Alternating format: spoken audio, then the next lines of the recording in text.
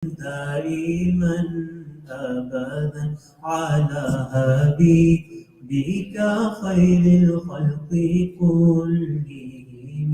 مولاي صل وسلم دائما أبدا على حبيبك خير الخلق كلهم. محمد سيد القولين والثقلين. محمد سيد القولين والثقلين والفريقين من عرب ومن عجم. مولاي صل وسلم دائما أبدا على حبيبك خير الخلق كلهم. هو الحبيب الذي ترجى شفاعته. هو الحبيب الذي ترجى شفاعته لكل هول من الأهوال مقتحم. مولاي صل وسلم دائما أبدا على حبيبك خير الخلق كلهم. ثم الرضا عن أبي بكر وعن عمر. ثم الرضا عن أبي بكر وعن عمر وعن علي وعن عثمان ذي الكرام.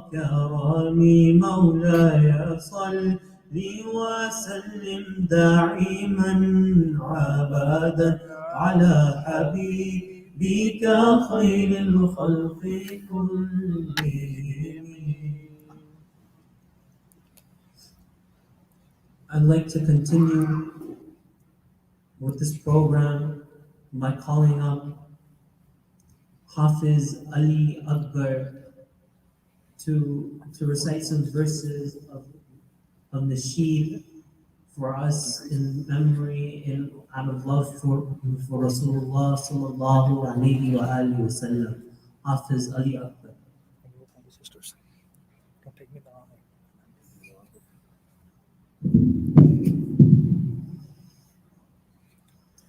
قمر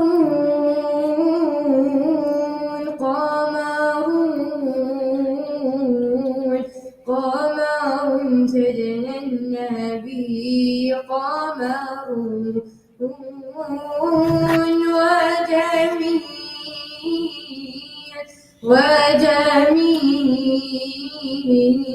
وجميل سيدنا النبي وجميل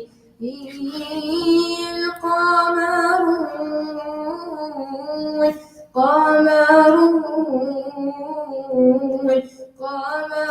سيدنا النبي قمر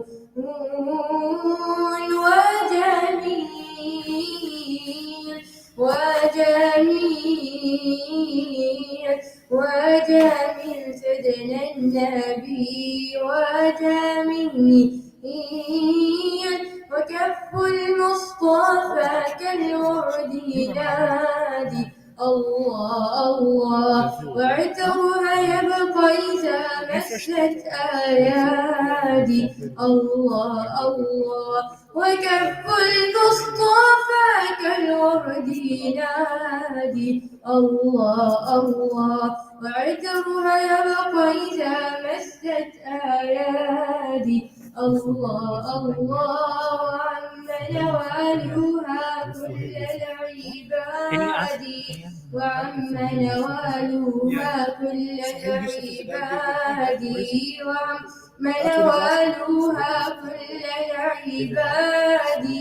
حبيب الله يا خير البراء يا قمر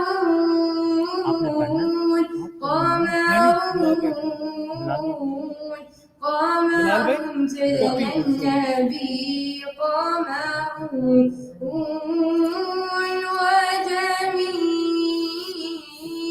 وجميل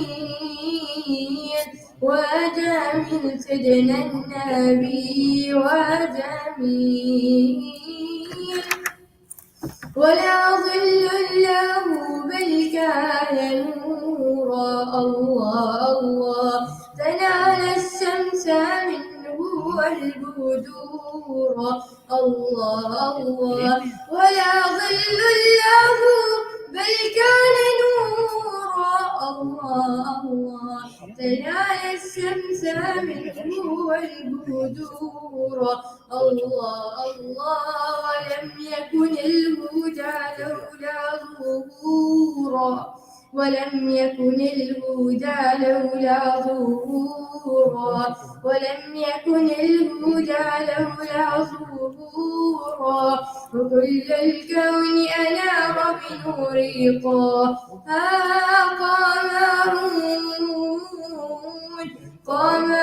بنور قمر سيدنا النبي Qamar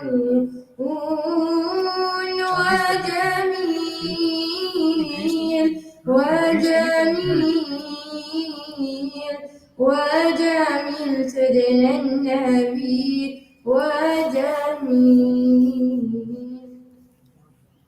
MashaAllah. MashaAllah, subhanAllah. Thank you, Brother Hafiz Ali Akbar, for filling our hearts with the beauty and love of Rasulullah sallallahu alayhi wa alihi wa sallam. I'd like to call up another person to recite the nasheed of Rasulullah sallallahu alayhi wa alihi wa sallam, to give his hazri for Rasulullah sallallahu alayhi wa alihi wa sallam. Brother Bilal Yusuf, I'd like to call up Brother Bilal Yusuf to read An-Naat.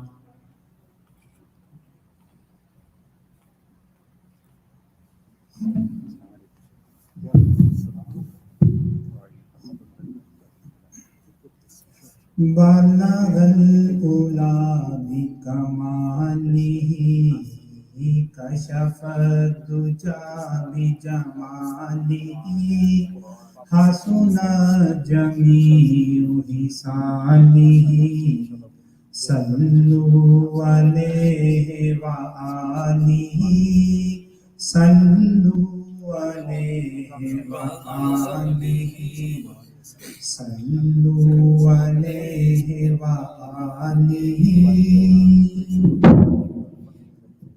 یہ مقام حسن حضور ہے کہ گمان نفس جہاں نہیں.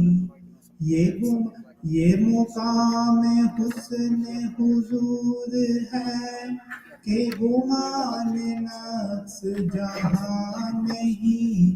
یہی پھول خار سے دور ہے یہی پھول خار سے دور ہے. یہی شمع ہے کہ دھواں نہیں. صلو علیہ وآلہ صلو علیہ وآلہ. سر عرش پر ہے تیری گزر دل فرش پر ہے تیری نظر. سر عرش پر ہے تیری گزر دل عرش پر ہے تیری نظر.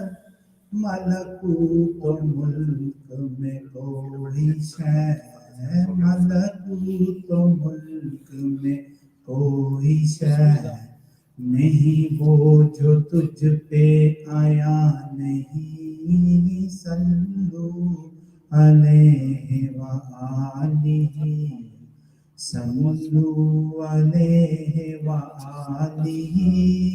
بلغ الأولى بكماله كشف الدجى بجماله حسن جميع حسانه. صلوا عليه وآله صلوا عليه وآله صلوا علیہ وآلہ. ماشاء اللہ.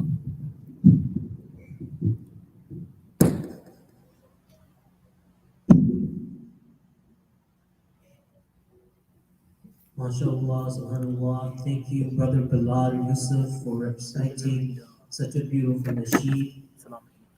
I'd like to call up another Nathan, our brother Suhail Yusuf, to fill our hearts with peace and tranquility, to share his love for Rasulullah sallallahu alayhi wa alihi wa sallam. Brother Suhail One more. Yusuf.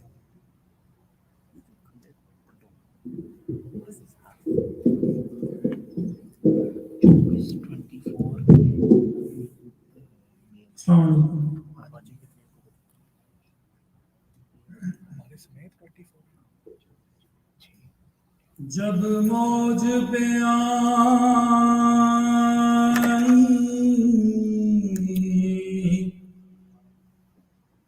وہ لہریں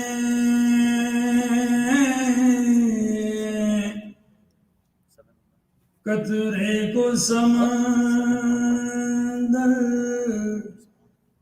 کر ڈالا.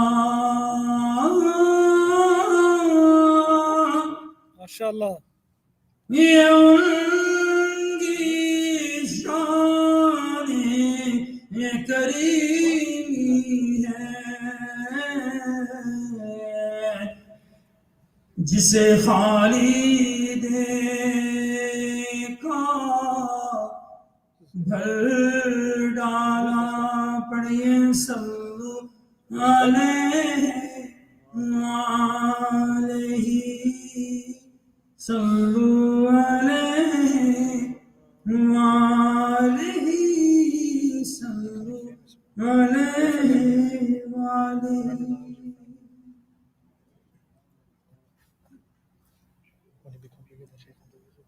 افسانۂ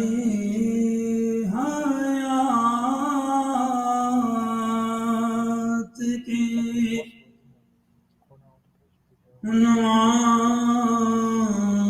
عنوان بدل گئے.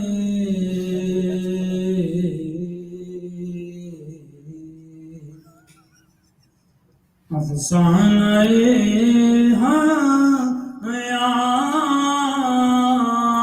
حیات کے عنوان بدل گئے. آیا مدینہ یاد تو ارمان پگھل گئے. ماشاءاللہ. آیا مدینہ یاد تو ارمان مچل گئے.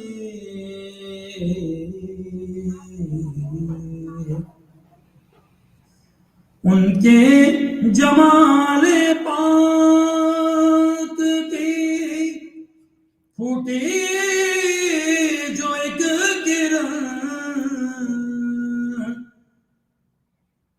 ان کے جمال پاک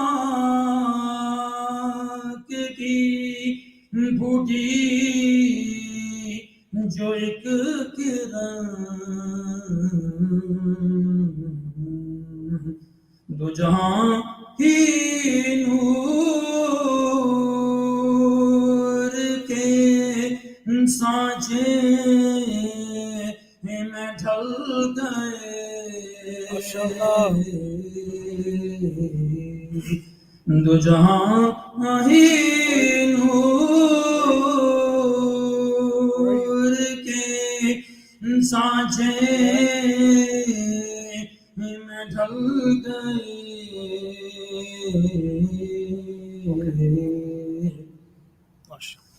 میرے حبیب پاک نے رکھے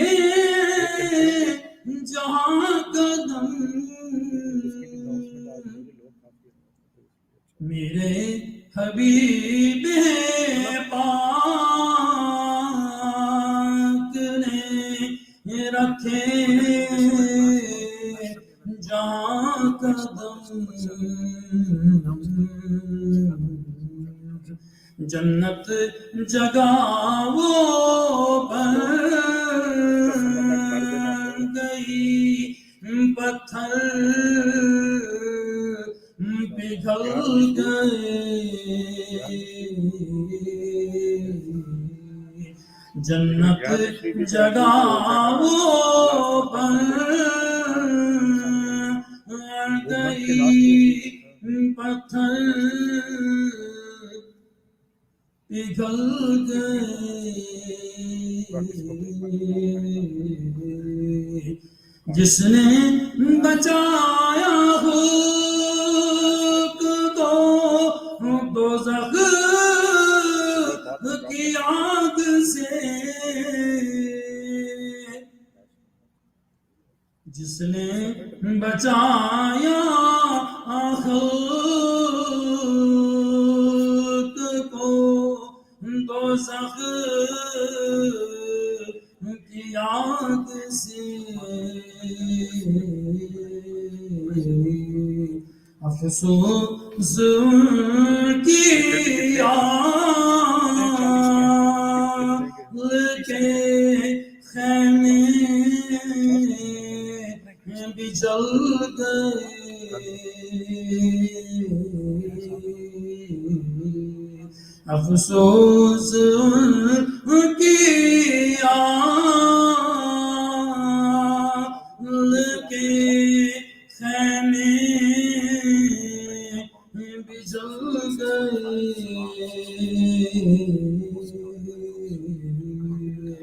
سائن کمال ضبط کی یہ کوشش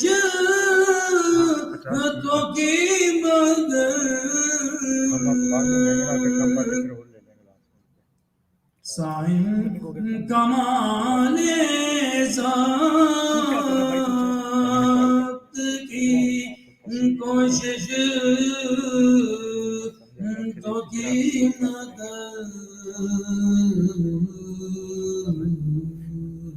پلکوں کا حلقہ توڑ کر آنسو نکل گئے پلکوں کا حلقہ توڑ کر آنسو نکل گئے افسانہ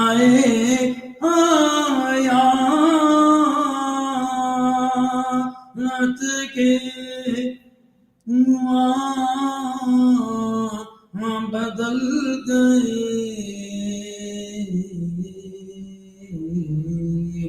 آیا مدینہ یاد کو ارمان مچل گئے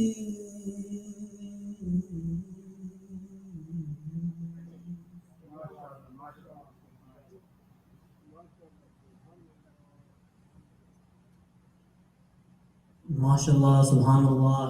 Thank you, brother Sohail Yusuf, for those amazing lyrics and amazing nasheed, beautiful nasheed that he performed for us today. I'd like to call up, without further ado, it's my esteemed pleasure and honor to call up Brother Abdullah for his main speech. Assalamu alaikum wa rahmatullah. نحمده ونصلي ونسلم على رسوله الكريم أما بعد فأعوذ بالله من الشيطان الرجيم بسم الله الرحمن الرحيم ألف لام ميم ذلك الكتاب لا ريب فيه هدى للمتقين صدق الله العظيم. رب اشرح لي صدري ويسر لي أمري واحلل عقدة من لساني يفقه قولي اللهم صل على سيدنا ومولانا محمد وعلى آل سيدنا ومولانا محمد وبارك وسلم عليه. Respected brothers and sisters, Jazakallahu khair for those that have come here, taking time out of your schedules to attend the house of Allah subhanahu wa ta'ala, to remember the name of Allah subhanahu wa ta'ala and to follow in the footsteps and the sunnah of Prophet Muhammad sallallahu alayhi wa alihi wa sallam. May Allah subhanahu wa ta'ala allow us to continue to do so for as long as we live, and may Allah subhanahu wa ta'ala return the rahmah of this, of attending such an event in Jannah, inshaAllah. As we progress through life, and I'm speaking exclusively, especially for the youth that live in North America or that are susceptible to or learn from the Western civilization in terms of their worldly religion. The way we live and the way we intake knowledge into our brains, it's very easy for us to be manipulated against the teachings of Islam. And Shaitan works in a way in which he does not ever directly attack your Iman, directly attack your Islam. He's very smart in the sense that he always puts doubt in your brain. I'll give you an example. We've never thought of, or we've always thought of pork to be haram. It's every Muslim is born with it. For whatever reason, it's one thing that we don't touch. Pork is haram. However, we've now begun to, or our youth have begun to say, why is pork haram? What about it really is haram about it? Similarly, we can go into music, we can go into tattoos, we can go into piercings, we can go into just about any scope of life. And everyone is adding the why to that. And in Islam, every question is answered. That why is answered. But in order to get to that why, there's a lot of study that must be done. So what happens? Our students, our children, they go on Google and they put in why is this and this haram, why is this and this, or why should I do this and this? And they are privy to an exclusive or an unlimited amount of content. And because of that, usually the first 2 or 3 links that they see, they read it and they think they understand the knowledge of Islam behind it. And so what does that lead them to believe? That leads them to believe that Islam is very unidirectional. That this and that this is what you must do and this is what you must avoid. Not understanding the gray area that ulama have spent the last 1400 years trying to navigate through to get us the deen of Islam the way it is meant to be taught. I'll give you an example, further example. Salah. We read namaz. Everyone knows how to read namaz. It's very straightforward. And yet, from one individual to the next, everyone reads it in a different way. There's 4 ways. There's Hanafi, Maliki, Shafi'i, or Hanbali. Some people raise their hands at every takbir. Some people do not. Some people say Subhana Rabbiyal A'la. Some people read Subhana Rabbiyal A'la and go further. Some people during Qiyam, when you're reading Surah Fatiha, their hands are tied, some they're earned. Malikis, when they end Salah with 1 salam. Assalamu alaikum. All 3 other sects ended with 2 salams. Assalamu alaikum, assalamu alaikum. Let's take that as an example. Where did this hadith come from? Why do people who follow Imam Malik end their salah with one salam? So we read Rabbi Ja'alni Muqimus Salati, we finish, we conclude salah, they simply move their head slightly to the right, Assalamu alaikum, and their salah is concluded. As Hanafis, or as Shafi'is, or as Hanbalis, we do Assalamu alaikum wa rahmatullah, Assalamu alaikum wa rahmatullah, that is our salah. Where did this come from? Imam Malik had over 100 teachers who were companions or tabi'in or tabi'ins. All of them were from Medina. when Imam Malik revealed and he obtained this ahadith from Hazrat Abdullah ibn Umar radiallahu ta'ala anhu, he saw that everyone in Masjid al-Nabawi ended their salah with one salam. Everyone in Medina ended their salah with one salam. This is about 1200 years ago, 1300 years ago. So Imam Malik says this is a hadith, it's called a mutawatir. Meaning if everyone is doing it, there must be a basis behind it. And these are companions, these are not folks of today, these are tabi'eens, the students of the Sahaba, and tabi'een, the students of the Sahaba. So these were individuals who learned directly from Rasulullah sallallahu alayhi wa sallam. During the tenure of Imam Malik, a fight broke out in Masjid al-Nabawi. A fight. Because someone came there and did this. Assalamu alaikum. Assalamu alaikum. So someone stood up. What bid'ah is this? You dare complete namaz with two salams? I spent my life in Medina, says this companion, or says this tabi'in, or says this tabi'in. And never did I see Rasulullah or my fathers or their fathers complete salah with two salams. Where is this new bid'ah from? This hadith is in Sahih Bukhari. And you will find other hadiths in Sahih Bukhari where that companion then stood up. He says, I learned from my companion, I learned from so-and-so, and I learned from so-and-so, and I learned from Abdullah ibn Mas'ud, radiallahu ta'ala, that Rasulullah always completed salah on two salams.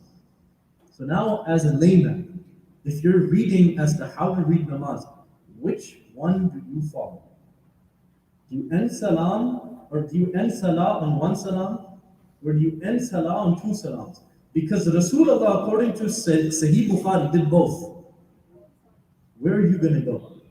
And so the four Imams, Hanifa, Shafi'i, Maliki, Hanbali, they were understanding this and they came to know that, wait a second, something's not right.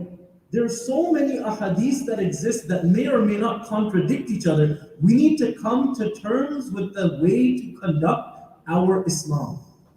And so the Hanafi fiqh was born, the very first. Then the Shafi'i fiqh was born. Then the Maliki fiqh was born. And the Hanbali fiqh were born. But these individuals spent their entire lives, 50, 60 years of their life, to obtain the ahadith of Rasulullah sallallahu alayhi wasallam, sift through them and give you a consensus as to what they believe to be the Aqidah with which we should follow the teachings of Prophet Muhammad sallallahu alayhi wa sallam. This does not give us the right to stand up and ostracize someone if they end salah on one salam, because Rasulullah did the same. This does not allow us to ostracize or mimic or say someone is not within Islam. If someone raises their hands at every single takbir, because Rasulullah sallallahu alayhi wa sallam did so. There are really three things in Islam that we need to understand. There's three levels. First is Islam. The second is Iman. And the third is Ihsan. Islam is the simplest. Islam is with which you live your lives with. Shahada, Salah, Saum, Zakah, Hajj. These five things, premises are complete. Your Islam is complete outwardly. Everyone can judge your Islam. Everyone can judge how you conduct your Islam, whether you read Salah or not, whether you pay Zakah or not, whether you fast or not, whether you conduct Hajj or not. Salah is a judgmental. Islam is very judgmental. You can see if he's a Muslim or not. The next thing is Iman. And that is internal. That is something that is between you and Allah subhanahu wa ta'ala. Islam, the basis of Islam you can find in this dunya. The rewards of Islam you will obtain in this dunya. The rewards of Iman you will obtain in the day of judgment. That is yaqeen. And that yaqeen helps to propagate your Iman. That yaqeen, that Iman, once you have, as long as it's solidified, allows you to remain steadfast on the path of Islam. And the third part, the pinnacle of Iman, the highest peak of Iman when you achieve it is Ihsan. And what is ihsan? Ihsan means that every single second of your life is spent as if you are seeing Allah. And if you cannot do so, then you think that Allah is watching me every single second. If you can achieve that status in life, that means you have reached the level of ihsan. That is the pinnacle of humanity. That is the excellence of humanity. Very, very few people ever reach that. Most people remain at the level of Muslim. If you obtain Islam, you are a Muslim. If you obtain Iman, you become a mu'min. And if you obtain Ihsan, you become a muhsin. There are very few Muslims in this world that conduct their lives 24/7, either knowing that that they are looking at Allah, or Allah is looking upon them. There's more mu'mins that have Iman, however small as it may be, and there are even more Muslims who may have a shred of Iman, and yet outwardly they are living their lives as Muslims. Allah subhanahu wa ta'ala has in the Quran all three of these types of people that exist: Muslim, Mu'min, and Muhsin, attracted and tried to give thought to them. Take Mu'min, take Muslim as an example. Muslims are the very base, and you will find perhaps hundreds of thousands, if not hundreds of millions, if not billions of people are Muslims. Maybe a few 100,000, maybe a few million are Mu'min, and perhaps a couple hundred, and that's giving a lot, are Muhsins. Allah subhanahu wa ta'ala in the Quran says, Ya ayyuhal insan, ma gharraqa bi rabbika al-kareem, alladhi khalaqaka fasawwaka fa'adala, fi ayyi suratin ma sha'a rakkaba. Allah says in the Quran, can Allah ever do wrong by you, O insan? What is leading you away from me, O insan? Haven't you seen your face? Look how beautifully I fashioned you. Don't you see with which delicate proportions I have made you? Have you never ever looked at the mirror? Could I ever do wrong by you? Says Allah subhanahu wa ta'ala. With which amazement is Allah subhanahu wa ta'ala implanting this point within the insan, that Allah has made you. If I've made you, how could I do wrong by that fact? There's many other doubts that exist in fitna's time. And I'll share with you, inshallah. And my hope with this series is 25 minutes once a month, is to ask questions that you may not want to be asked, and give you answers that I hope will satisfy the questions that you may have. If you ever have questions, you can either ask, inshallah, at the conclusion. I will try my best to answer them. Or you can text me or text you. You'll find the numbers, or I'll give you my number at the very end, so I can help you to come to terms with that question in the next method. One of the questions that are often arisen, and I'll address them today, is, did Rasulullah sallallahu alayhi wasallam have ilm of ghaib? Could he see things that were not in front of him? Did he have knowledge of the unseen? Very important to note.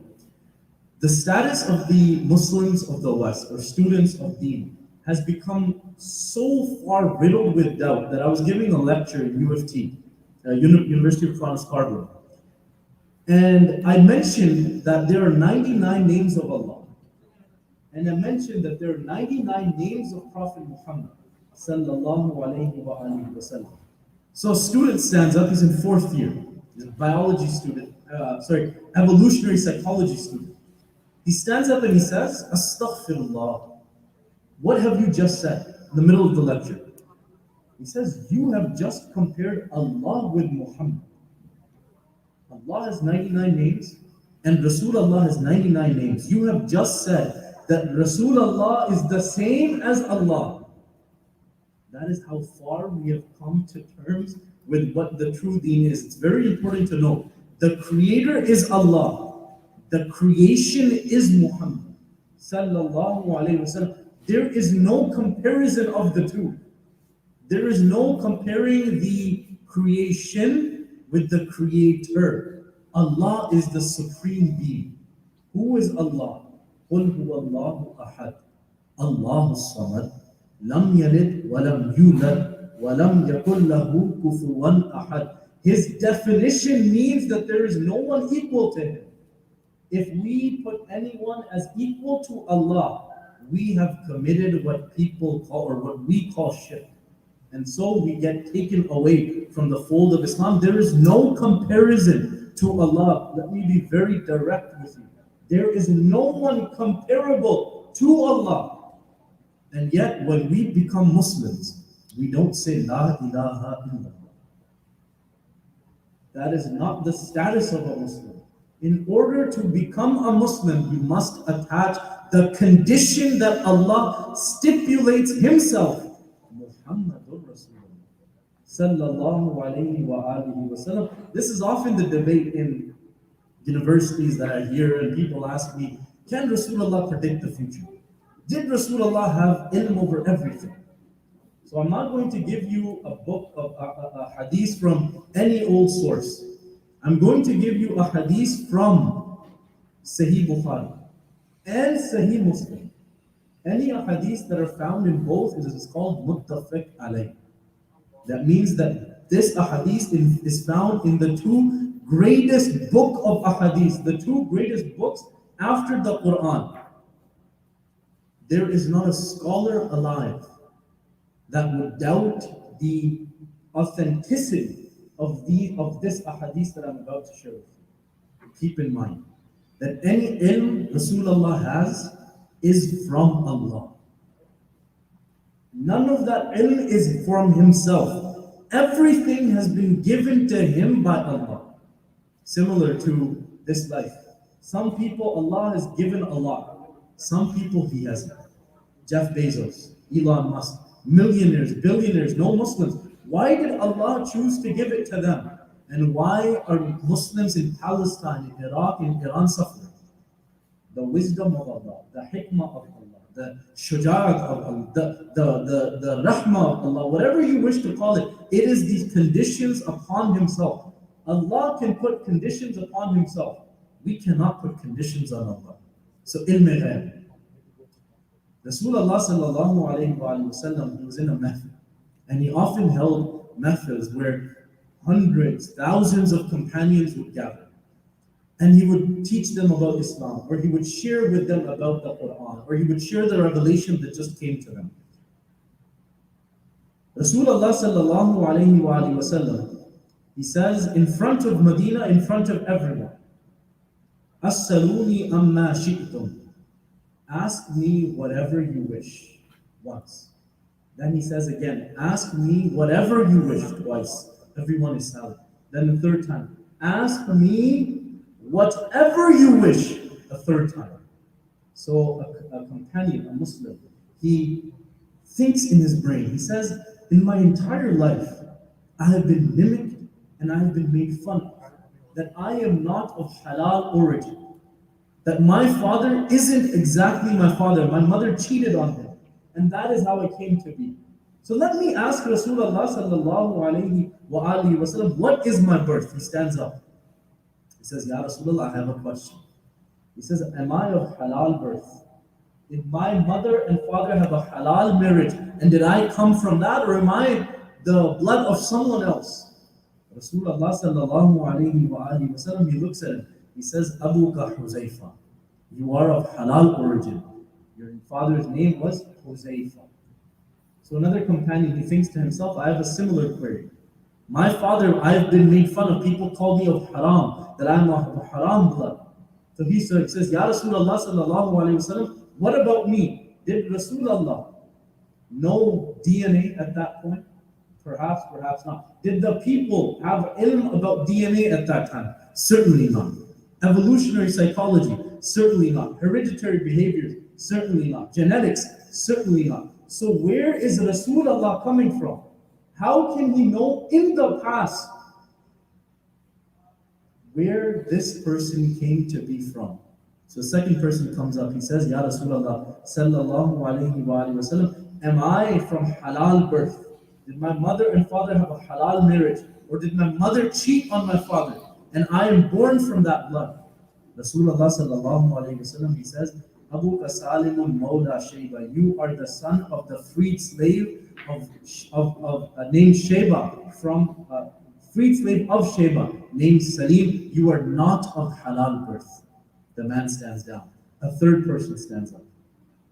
The third person says, Ya Rasulullah, the first two that you asked were of the past.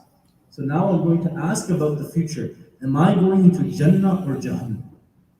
A companion, or so-called companion, stands up. Am I going to Jannah or Jahannam? This is 1400 years ago.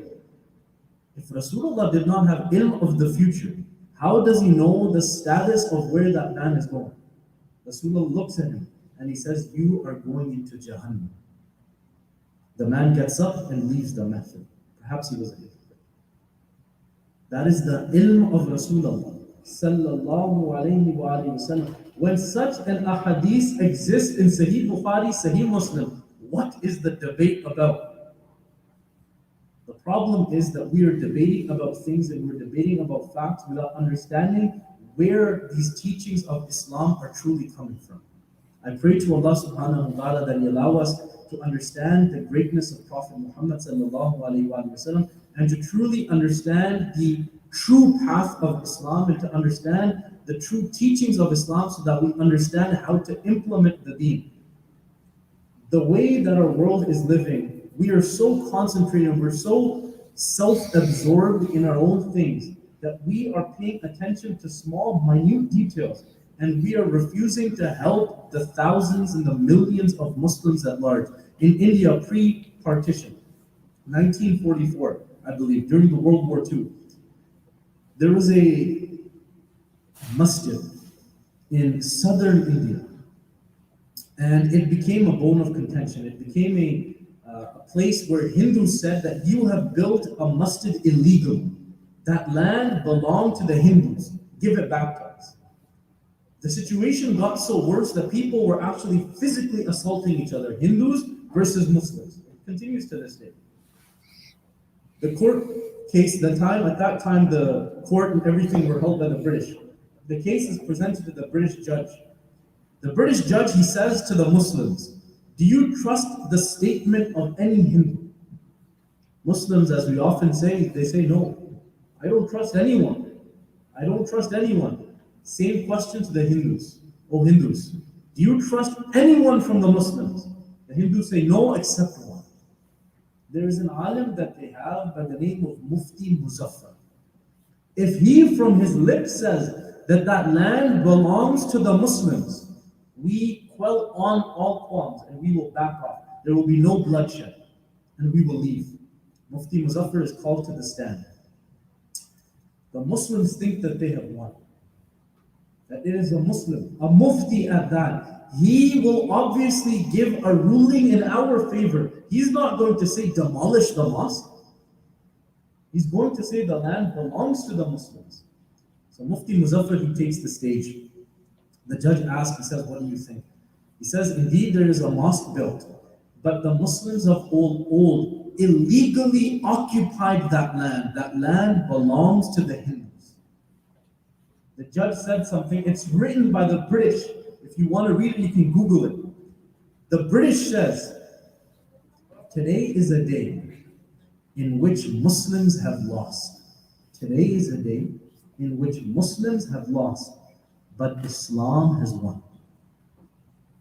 Today is a day in which Muslims have lost, but Islam has won.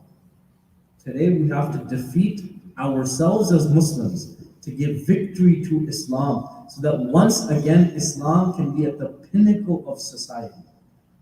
Malik bin Ashtar was a governor placed by Hazrat Ali radiallahu ta'ala, who writes a letter. Hazrat Ali writes a letter to Malik bin Ashtar. By the way, for those of you that don't know who Hazrat Ali is, to this day, the British people, the historians, they say if there's anyone who has reached the pinnacle of human psychology, his name is Ali.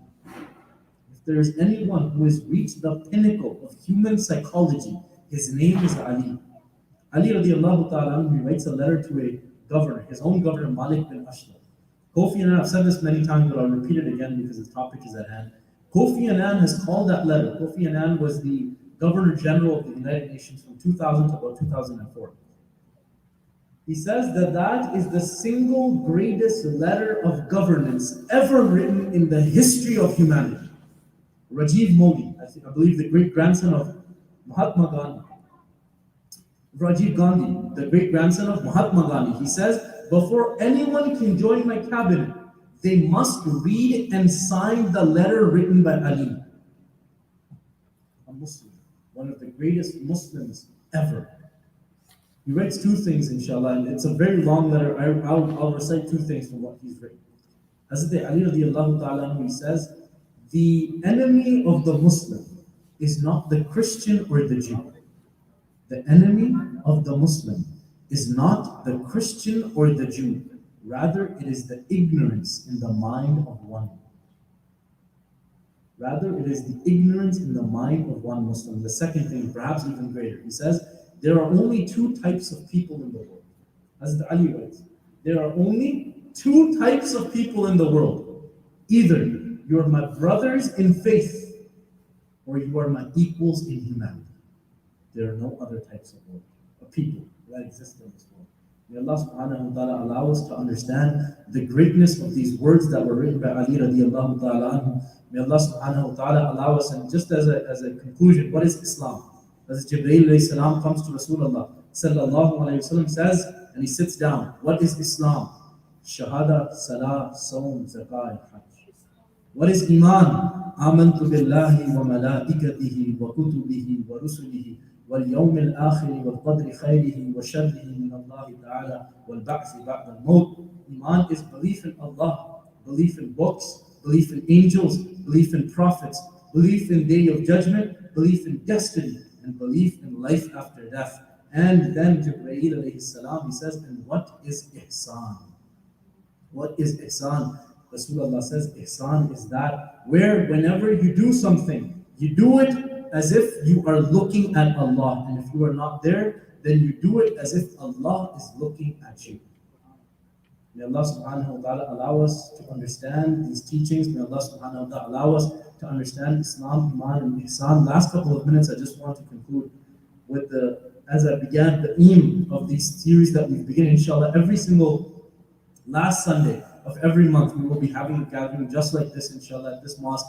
I encourage you to bring your children. It's the very first one, so I didn't want to go into very depth.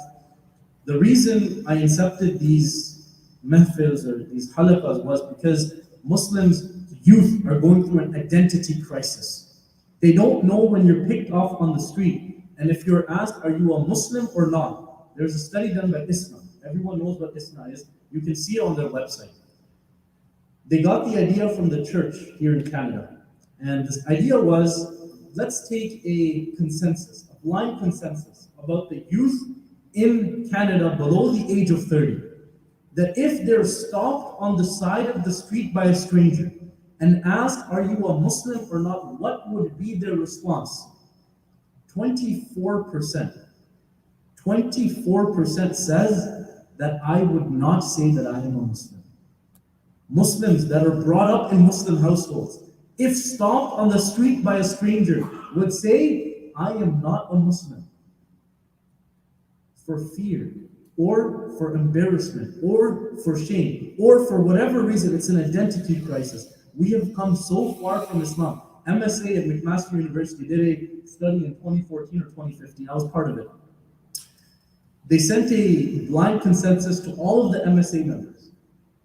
How many people know the meaning of Allahu Akbar? Muslim Student Association, MSA. How many people know the meaning of Allahu Akbar? These are people who are part of the MSA, who have written that they're part of the charter. 74% could not answer correctly. 74% of people did not know the meaning of Allahu Akbar. Allah is the greatest.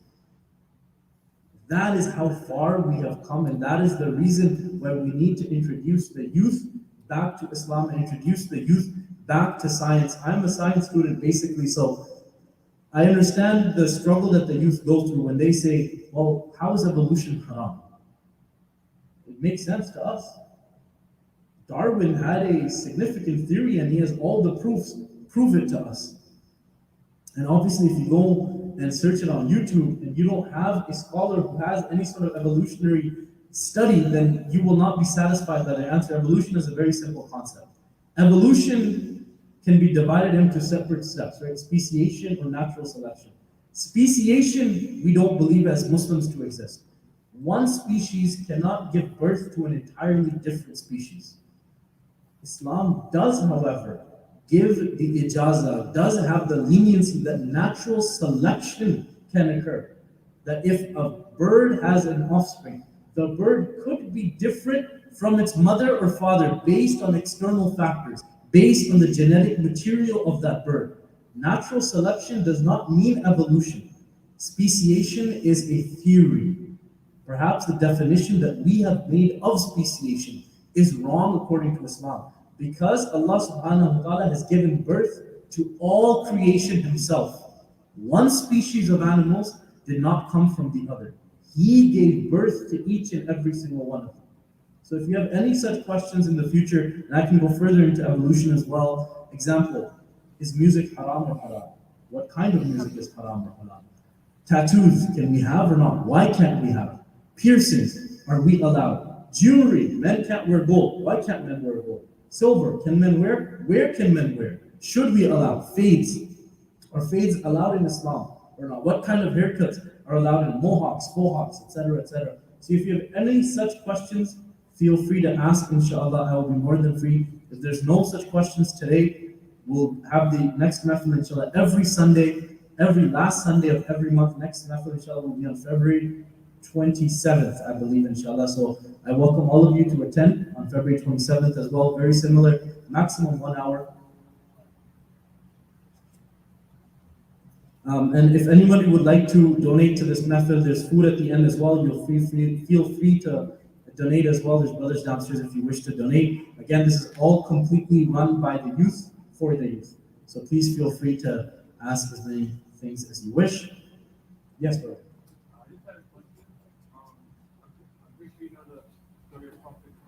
Yes. I was wondering, you know how everything flooded, right? So how did we get more non-believers? Because everyone on the ship was a believer.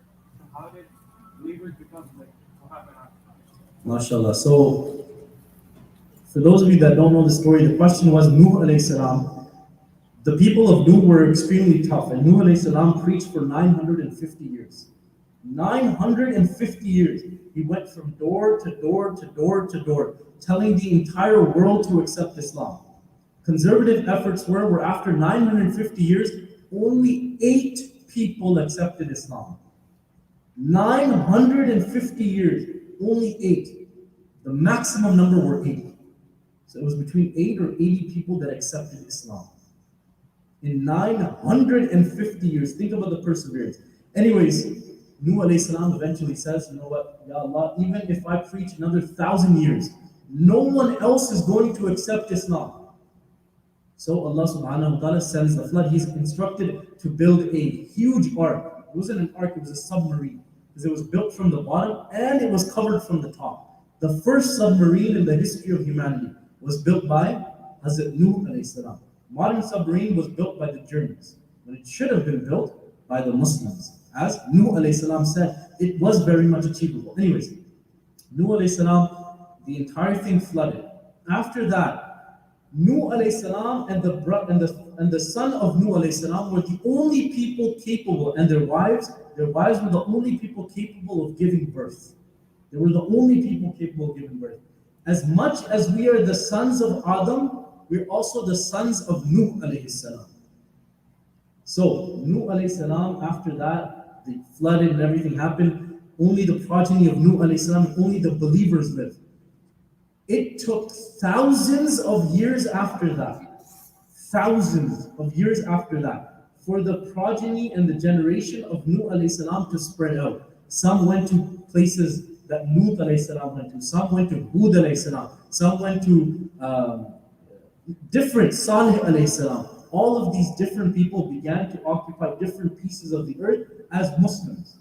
Shaitan comes to them. And Shaitan has a habit of doing the same things because it works. He's had practice. over thousands and thousands and thousand years of practice. He comes to them.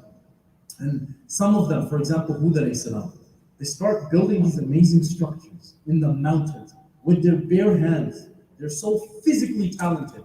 Shaitan comes to them and Shaitan says, you think Allah, you think there was someone who gave birth to you?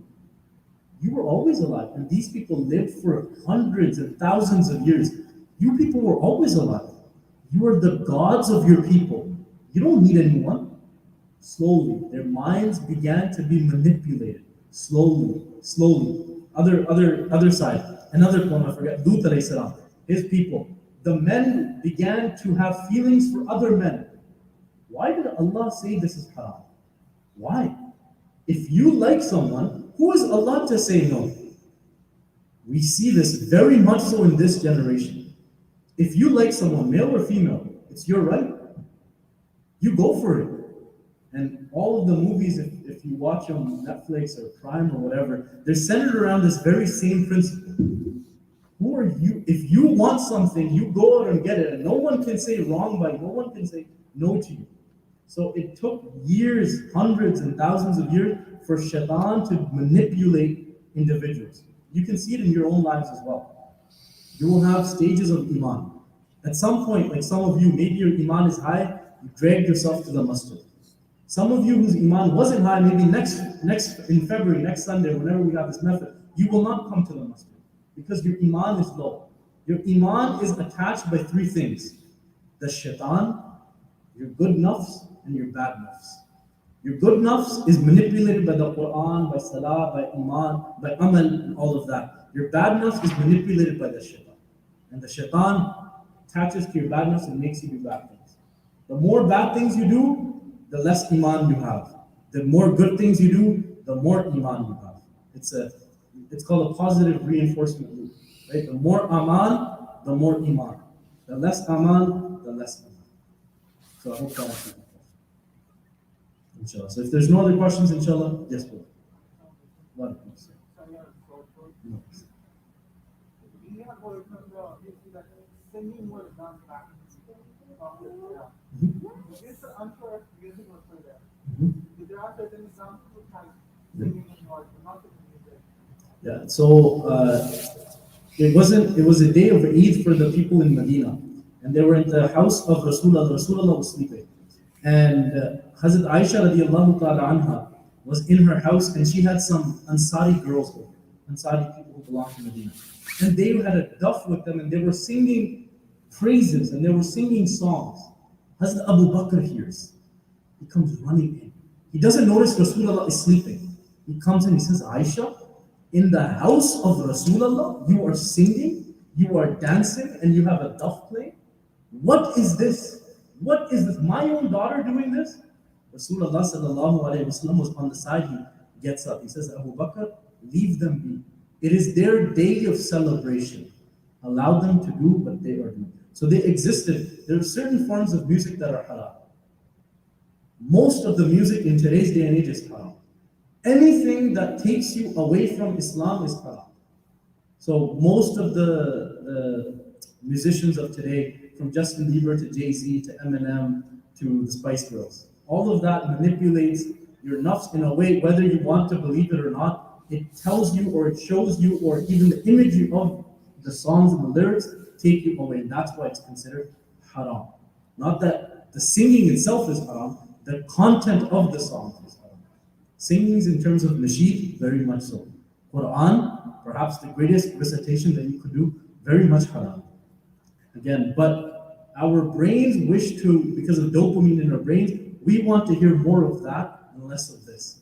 Because everyone does that, and not a lot of people do this. It's called the confirmation bias in psychology. Right? Whatever a lot of people are doing, the youth want to do that. If a lot of youth are going to concerts, all the youth want to go to concerts. Whether they wish to go or not, it's based, their psychology wants them to. Very good question. Hope that answers it. Any other questions, inshallah, before we end for today? And sister has a question, yes. My question is, there's a hadith that a Muslim is the mirror of his brother. So what does that mean? What's like the detail of that? MashaAllah. So that's a very, very interesting question. There's a very firm hadith that exists where a Muslim is a mirror of his other. The tafsir for that exists. There's a lot of tafsir for that. I will give you a very basic understanding of that. It actually has a lot to do with the confirmation bias that I was saying. The psychology of a Muslim is, if you, and a lot of people, as you've seen after Salatul Eid, a lot of people in the first or the second, or even in the back, they will stand up and they will look around. Why would they look around? To increase their iman. Look at how many people are gathered for Islam today. The mirror in this question, so one of the mirrors that can mean by this hadith is that when you look upon your brother, it is increasing your iman. However, that is only in the positive sense. If that same brother is doing negative and you are with them, then that mirror tends to take you to the negative sense. In other words, that hadith, if you want to say it in a Western civilization, it's a friend is known by the company he keeps. A friend is known by the company he keeps. So if your brother is someone who is smart and who is young, he's a mirror to you in the sense because you are with him. He's mirroring your images. He's mirroring your iman. He's mirroring your amal. However, if you're with a brother who says, let's go to the beach next week, you will most likely end up going to the beach next week. That same brother, if he says, let's go to the masjid, as long as you have enough brothers who are pushing you and pulling you, you will get dragged to the masjid. That's, mashallah, very, very, very good question about the mirror. So that's one. There's more tafsirs, but again, I don't want to get into the rest of the tafsirs as well. That's one of the tafsirs of that hadith. Yes, brother. Nowadays, you see there's like a lot of, I'm not sure if you've heard about it, but like, I think that's in like crypto and like stock. When you've done like, okay. The question is, can you invest in cryptocurrency? And can you invest in stocks? Let's start with NFTs. NFTs are allowed because there's no interest. You've made something and other people are buying it, whether it be in the cloud or not, whether it be in cryptocurrency or not. In terms of riba, interest, there's opposing views. However, you have to understand interest is haram. Meaning you cannot make money by giving money. That's interest. So if I give you $1,000 and I say, give me $500 a month, and then give me the $1,000 back after that, that's interest. If stocks play on that, it's not allowed.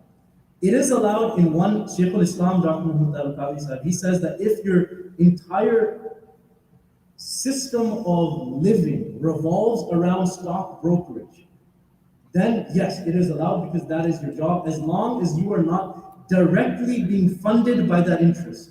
So if you're being paid, a commission is allowed. But you cannot feed yourself and your family from that interest that you earn.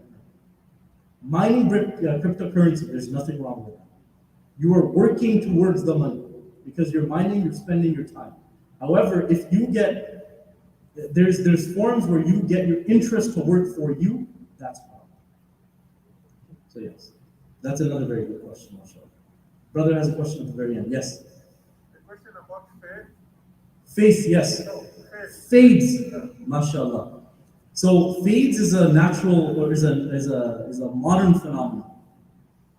Most ulama, they're not considered haram by any ulama. At most, they're considered makruh tahrim, makruh tanzih, makruh tahrim, small makruh. Meaning, if you do it, there's nothing wrong. But if you do not do it, you get a sawab. The reason of this is, I'll tell you the ahadith is, there's a phenomenon in Arabic that was done with the children, with the boys especially. It was called a qaza. And that would happen is they would shave part of the head and leave part of the head. Fade is not that. A fade is that you shave it evenly on all sides.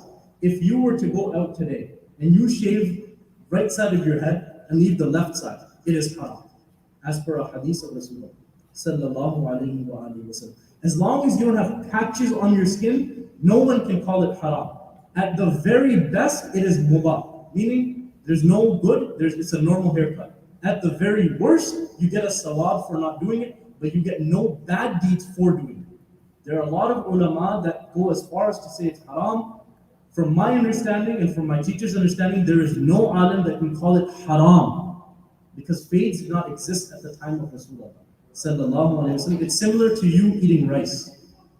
Rasulullah never ate rice. Do we consider it haram? Why? Rasulullah never did it. So why do we eat rice? Because rice at that time did not enter Medina. But because Rasulullah never said, do not eat rice, you are allowed. Anything haram, Rasulullah explicitly stated as haram, either in the Quran or in the ahadith. If it is not explicitly stated, at the very worst, it could be makruh. At the very worst. But no one can declare haram unless it takes you away from deen. Fades would be haram if you're fading exactly like a celebrity to look like them. That is the only context in which fades can be considered haram. I hope that answers the question. MashaAllah. Anyone else for fades? Yes. If you read there, for the prayer is good. If you not, can you get there? Yeah, MashaAllah. If you don't need reading with or without is not a sin. Reading with is more of a reward. That's it. So it's like reading a nafil on top of your salah. If you don't read nafil, nothing happens. But if you read nafil, you get more sawab. Similar with it. Yes.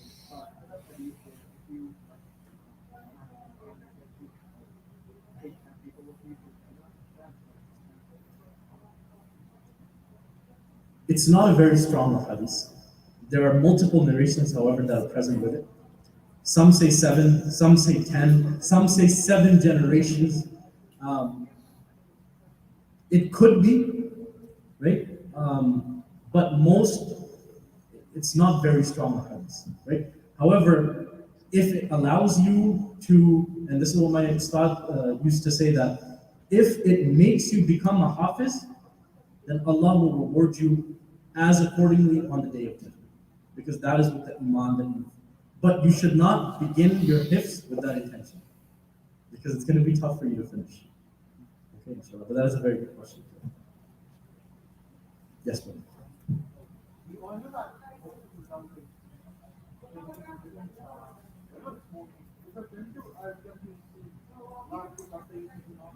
Yeah.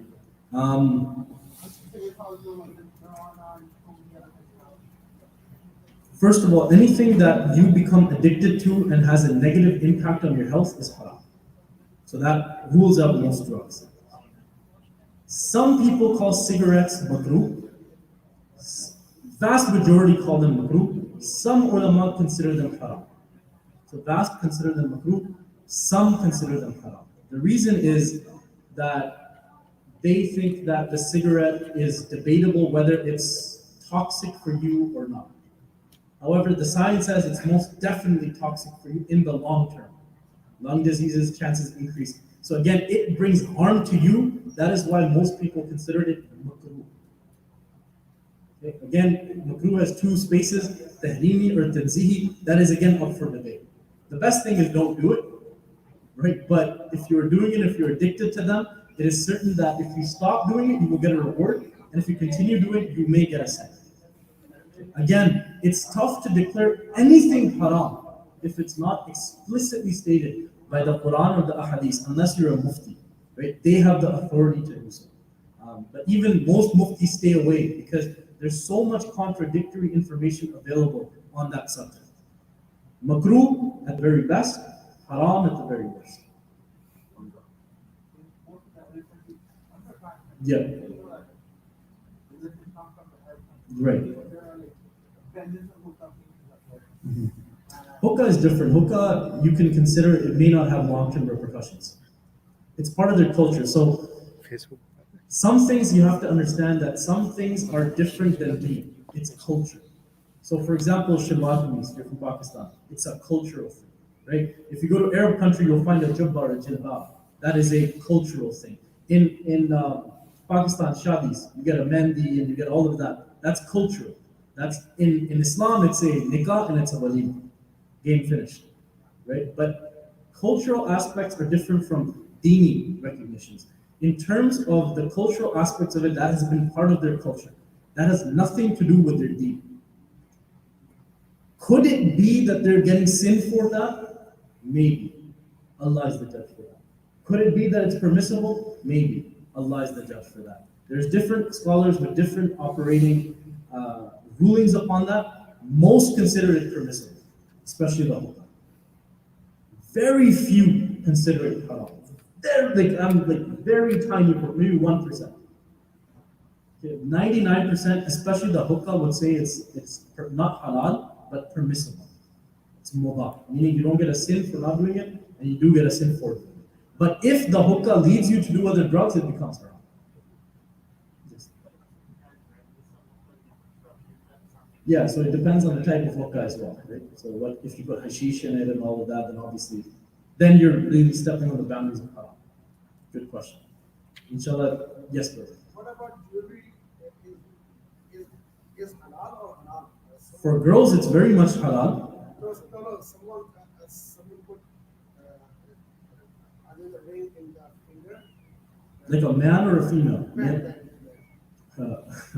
So one of the signs for the Day of Judgment is men will dress up like women, and women will dress up like men. Jewelry on men in any way of the shape or form, you cannot do. Unless it's a wedding ring, or the ones that are very much permissible. One thing that I see a lot of guys doing, a lot of them, is wearing a chain. I would not call it haram, but I would certainly call it the big makruh, tahrim.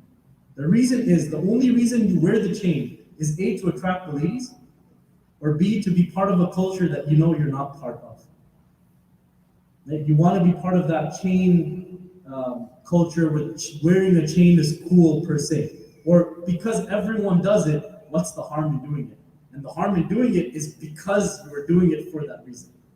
So it's a very good question. Rings especially, again, it's bling. Anything bling in Islam is not permitted. So don't wear bling, jewelry in today's lingo. Okay, so for men especially, unless it's a wedding ring, right? Unless it's rings that, some people have rings that they get from an order of the tasawwuf, that's allowed as well. But for most reasons, jewelry in that sense is considered for men, especially gold jewelry.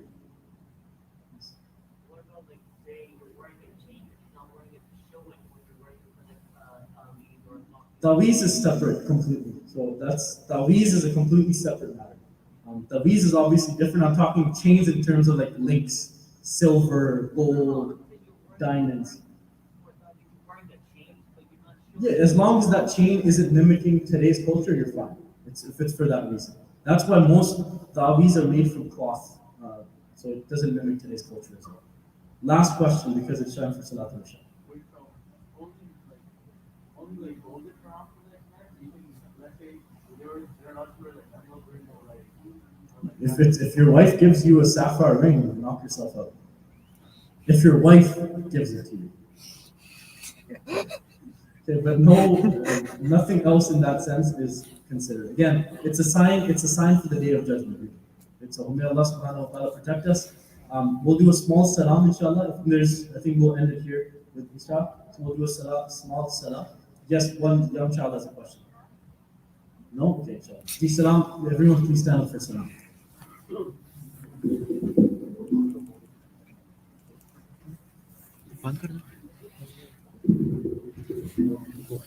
Ya Rasulullah,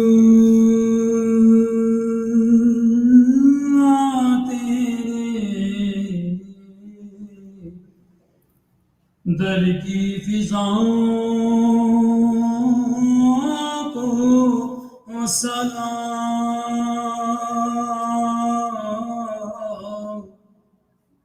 Gumbade Khazra ki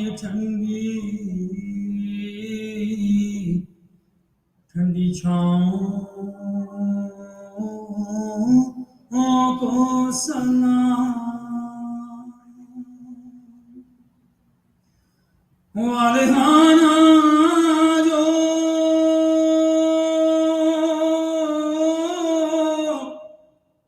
तवाफ़े रोज़ाए Anwar करें वालहाना जो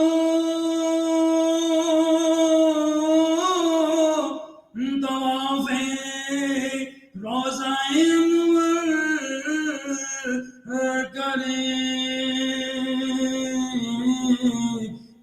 بے خود وجد کرتی ان ہواؤں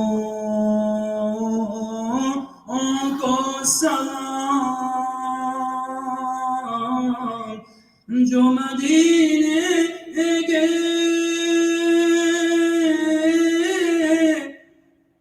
گلی کوچوں میں دیتے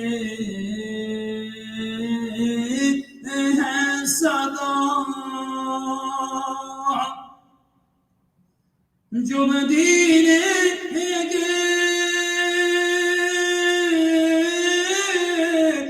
گلی کوچوں میں دیتے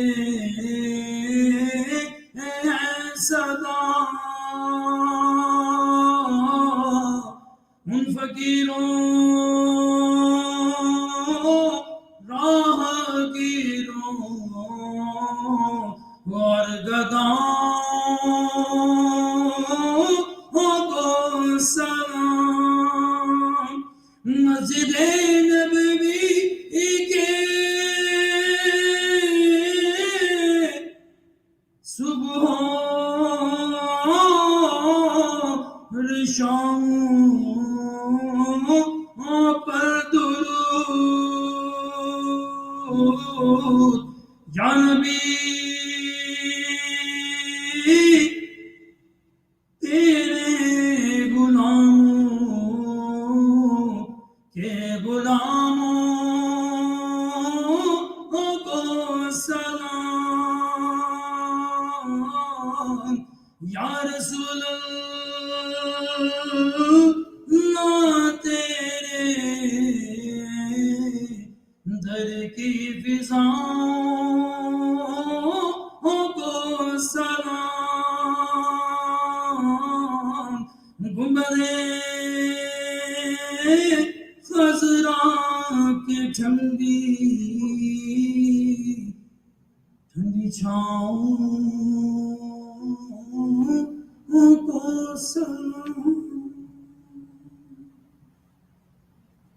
اللهم صل على سيدنا ومولانا محمد وعلى آل سيدنا ومولانا محمد وبارك وسلم عليه ربنا آتنا في الدنيا حسنة وفي الآخرة حسنة وقنا عذاب النار وقنا عذاب القبر وقنا عذاب الحشر وقنا عذاب القرد وقنا عذاب المرض وقنا عذاب الميزان اللهم فقهنا في الدين اللهم أجرنا من النار وصلى الله تعالى على خير خلقه ونور عرشه محمد وعلى آله وأصحابه أجمعين برحمتك يا أرحم الراحمين. MashaAllah, Jazakallah, inshallah, Azan will be read. I urge all of you to read Salatul Isha before leaving. And inshallah, the next event will be on Sunday, February 27th.